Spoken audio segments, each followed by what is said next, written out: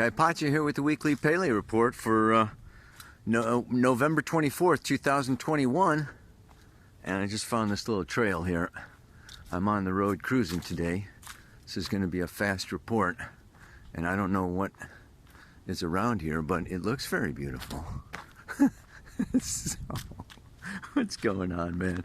The moon is going into Leo today. In fact, it just went into Leo. I hope you feel the change. I mean, sun in Sag, coming out of frickin' Scorpio waters for a month into some fiery Sag. Now the moon coming into Leo. We got that beautiful sun-moon trine. Mercury is right there. Sun conjunct Mercury all week. It is exact on Sunday, but you know, they are just like, boom. It's called combust, okay? Mercury and the sun, right, you know, in alignment there. It means that you can think too much and burn out. So be careful, right? And then that moon, you know, comes along. Of course, it opposes Saturn over there in Aquarius, and it goes and it opposes Jupiter. That kind of stuff happening. It squares, does a nice T-square on Thursday, tomorrow, with Mars and Uranus, pretty much. They are breaking apart that opposition. Was that not intense this last week?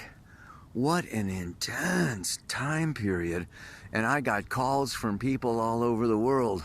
I know it was intense for everybody. What a powerful lunar eclipse that was. I'm gonna be talking about that. And in the meantime, let's keep going here, because the moon, everything keeps going, doesn't it? It just doesn't. Oh God, there. Speak of the moon, I don't know if you can see her up there. Probably not, but if you look real close, there she is. Okay, where was I? Okay, well, let's see. The moon goes into Virgo on Friday, and of course she will oppose Neptune over there in Pisces, and scoot on through Virgo into Libra by Monday. So we have a weekend. It's a working weekend. Moon, no, it's not a working weekend. It's actually the Thanksgiving weekend over there in the United States. But there are some beautiful aspects going on. We do have the moon squaring the sun on Saturday, so that's the third quarter square, and of course it's right there squaring Mercury too. And then by Monday, Mars has moved into a beautiful trine with Neptune, and Mercury is in a trine with Chiron, and the Sun and Mercury are sextile Saturn. I mean, it's really something, you know. And Venus sextile Neptune, and the Sun trine Chiron. We've got trines and sextiles happening. The universe is giving us a break. It's really a beautiful time. I will find a nice place around here somewhere to look at the camera and talk to you more and more about it. Okay, what are we talking about here? I mean, sun combust Mercury. It's like there is this kind of certain pressure. We are in an initiation. You know, this is an initiation. We're going through the threshold from the age of Pisces into the age of Aquarius. It's a generation that is under a lot of stress. We incarnated at this time to bring in a new age, to make a big change. We are initiating, you know, a new consciousness, a new paradigm. It's not just like, oh yeah, you know, let's go on vacation and enjoy a new reality. It has to do with, you know, deep forces of inertia, of resistance, of the ruts that you know humanity has created for itself over thousands of years, and it's the hairdryer in the bathtub, Aquarius. It's the, it's the alarm clock going off, and it's disturbing. And we can get disturbed. And, the mantra today talks about, fear. We can go into fear, and it's, the unknown, and dealing with loss. And part of grief and part of loss is dealing with, fears of, well, what else am I going to lose? Or what else is going away? What else can I not count on or not trust or not believe? Or, it's like, when is this over? I got lots of people asking me, man, it's like every chart reading. It's like, well, when is this over? Man, oh man, what we want to understand especially is during this time of eclipses, and we had that lunar eclipse, moon, emotional nature, feeling, insecurities, inner child, work, opposites, powerful sun, Mars in Scorpio, taking. It's like getting stripped, getting peeled like a banana, getting your skin, pulled off of you like a snake. I mean, it's been, ouch. What can I think of? The peel comes off the banana pretty easy, but there are some other things, where it's the peeling doesn't come off. A grapefruit. I peeled a grapefruit this morning. That's more like. I mean, you can laugh about it, but you can cry about it too. It's very it's been hard, and in so many ways this time period. The 2 weeks in between that full moon eclipse and the upcoming solar eclipse. This is this time period of preparation, of purification, of getting down into our essential core, our essential truth, our essential self, finding our essential power, boiling things down to our essential truth, and our identity shifting. It's like the masks coming off, okay, the past, getting, lifted, released, or torn away. We can have feelings of loss, betrayal, abandonment, and that, it's just like things going away that we thought we needed consciously, our ego thought we needed, but on an unconscious soul level, our soul knows what we need and what we don't need, and what we need stays with us, and what we don't need goes away. And it's very nice. That's what astrology is all about, looking at your unconscious soul blueprint to see the transits, to see where all of this is hitting you personally. Then it's like you can see it coming, and you can say, oh, I can see that some things need to go away here. Pluto is coming around. I'm having this Mars transit through my 8th house or something. You see these things, so you get your conscious ego in alignment with the unconscious soul. And then you don't have as much trauma. You don't have as much shock. You are not as surprised. You are not blown away. Okay, so it's a less traumatic experience. So I don't know how people do it without astrology. It's like, man, oh man, surprise! Whoa! Here today, gone tomorrow. Wow, it's really intense. Coming back to the point, coming back to what's going on now, what is beautiful now is that Mars and Venus are traveling at just about the same speed. As Venus is slowing down, going into her shadow, she's going to go retrograde in Capricorn, and Mars moving through Scorpio, so they're kind of going in a sextile. Very beautiful. It was exact a little while ago, but they're traveling together like this, and that sextile has to do, with 360 divided by 6. 6 is 2 times 3. So there is this, yes, the 2 has to do with, kind of opposition, but the 3 is a trine and easy. It's opportunity. If it is seized, it's like opportunity that requires some action and some movement. You have to seize the day. You have to seize that opportunity. This is a sextile kind of energy with Mars and Venus happening. And I want to read to you the Sabian symbol for the Sun coming together with Mercury. This Sun-Mercury conjunction is very super powerful, and it speaks to what is really happening right now, because there is a lot going on underground. There is a lot of covert activity.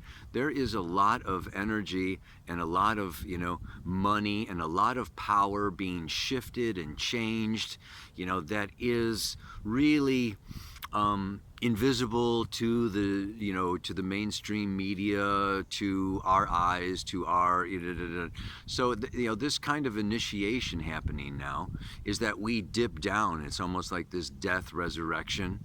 It's this time period. I got this guy going back and forth behind me. I can see him in my freaking thing. Okay, so I like to be out in the middle of nowhere, but I find myself in different places, and there are people. We have to share the planet, man. Okay. Within the depths of the earth, new elements are being formed.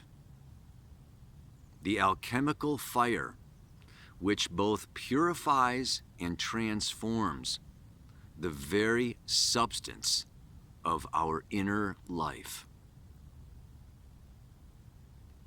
Deep, really deep, unconscious, below the surface, not invisible sight. We are going through, this is a very powerful, deep change in the lower chakras. It's the underworld in shamanic astrology and shamanism. And this underworld is outside of time and space. And when you start feeling some of these energies and some of these feelings and emotions and desires and fears, you can't control them with your thoughts and your mind.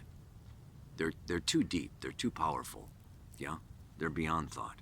Forces are at work in the deepest layers of the psyche, which in their own way respond to the outer stimulation produced by a strong involvement in group ambitions and emotions, and even more by the powerful tensions and releases of love.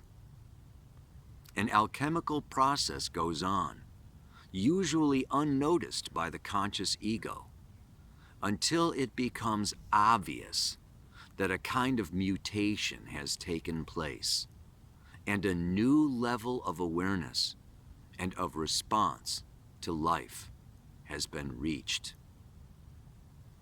Yeah? So these alchemical inner changes of who we are, of what we are, of where we're going, of our destiny, of our relationships, of our most intimate, self needs and desires, is going through change and transformation beneath the level of our awareness. And then one day, and these are the days, the eclipses are known for shock and surprise as kind of new energies and new elements. Call it from deep space or call it from deeply within our unconscious, impact. In the esoteric world, they say, it's like eclipses are a time, that really breaks through. It's where, the astral shield of the earth is down, and these forces, can enter. And then some say that the souls that are going to incarnate for the next 6 months rush in during the eclipses. and hang out waiting for the right body and the right DNA and the right skin color and the right everything, to incarnate into physical life forms on our planet. But so it's a very, it's like the veils are thin. The veils are thin. Knowing that, we can be aware that we're picking up on some energies, some feelings, some collective unconscious stuff, and some, otherworldly stuff that's not our own personal. And we need to separate out what is collective, what is the group, what is, out there, and purify and purge and come home to our core, to our truth. And this also includes letting go of our past history and letting go of our future ambitions and desires and goals and coming right into unconditional self-love as I am right here and now, with all of my faults or guilt or shame or wrongdoings. Sin means error. Yeah, with all my errors, with all my sins, we are evolving, growing, learning beings. And like the mantra for today says, in the end, we could say there are ends. There's the end of life. Okay, there's the end of a nation, the end of a country, the end of a cycle. So there are a lot of ends. In the end, love will win. In the end, So what we want to do is just really enjoy the process and know that it is a process, and it's a process within a process within a process within a process. It's a cycle within a cycle within a cycle within a cycle, and these cycles are moving and changing, and we don't need to freak out or get afraid that this is never going to change, or this is always going to be, or I've lost that forever, or it's everything now is moving, shifting, changing, and the more that we can just believe and have faith and trust. This is what Sagittarius is all about.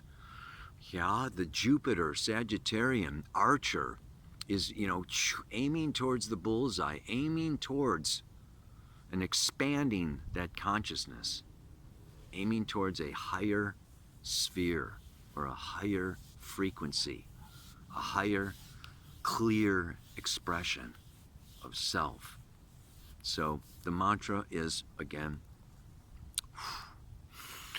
I feel fear, hurt, and misunderstanding when losing family and friends.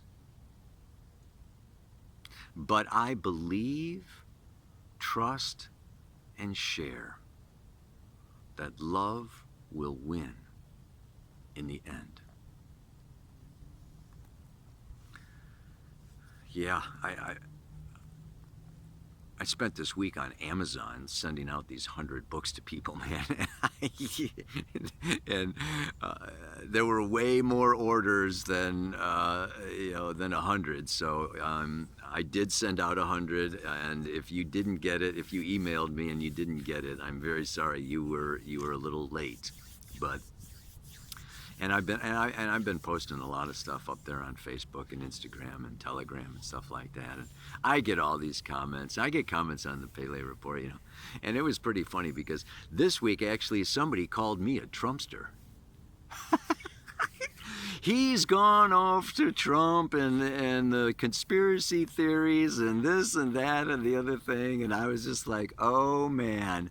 I just want to say, when it comes to politics, and I've been talking about politics a little bit, I want to just clarify that it's beyond politics. And what we're going to see in 2022 is, yes, it will come out, through politics, but it's about power, and it's about money, and it's about BlackRock and Vanguard, and people that are above and outside and beyond and untouchable when it comes to politics. Yeah, these politicians are in the pocket of the people who are really running the show on this planet. So, it's not about red and blue, and it's not about, Biden or Trump, or it's not about, da-da-da-da-da-da-da. It reminds me of this movie that I saw back. It was Nicolas Cage. I think it was called The Warlord or something. And he sold guns. He sold guns, right? And his whole thing was like, let's start wars so that I can make more money selling guns. And he would sell guns to both sides. I mean, so let's try not to get into these places of pigeonholing, and understand that part of the dynamics of the warlords, okay, is to polarize the masses. It's divide and conquer. It's like, let's point fingers and blame, the unjabbed or the jabbed or the this or the red or the blue or the racist or the... It's all about, aha. Get them on opposite sides. They'll destroy each other. And then we can what? Build back better. Come on, man. What we need to do is, like, can we get over... this polarization trip to, like, really see what's underneath. This is part. You can even look at this. The Sun, Mercury. It's conjunct the south node of the Moon, right? The Sun is conjunct the south node of the Mercury is conjunct the south node on Thursday, yeah, and and this south node of the Moon. This is in Vedic astrology. It's Ketu. It's evil. It's dark energy, and we've got the Sun lighting up and Mercury lighting up. This is a time of really seeing through a lot of the illusions, or a lot of the BS, a lot of the dishonesty, a lot of the fake stuff that's going on out there. And yeah, so we want to understand. And when these moon's nodes next year move into Taurus and Scorpio, things are really going to get deeper, and we're going to see things go to a whole nother level. So we want to just kind of be aware of that. And this week, and in this purging and this letting go, and feeling like as we prepare for this solar eclipse, do it willingly. I'm doing the Kundalini Yoga. I'm doing some events here in Northern California. I'm thinking of maybe starting a Telegram channel for Northern California. But we're doing some yoga, some breath work, some movement, preparing for this eclipse, and and the solstice coming up. And this is just like really a time where we can take advantage of this energy and really clear out our space. So it can be beautiful when it is embraced instead of feared. Yeah? Knowing that there's a new beginning, there's a new horizon, there's a new day. So I feel fear, hurt, and misunderstanding when losing family and friends. But I believe, trust, and share that love will win in the end. Namaste. Aloha. So much love.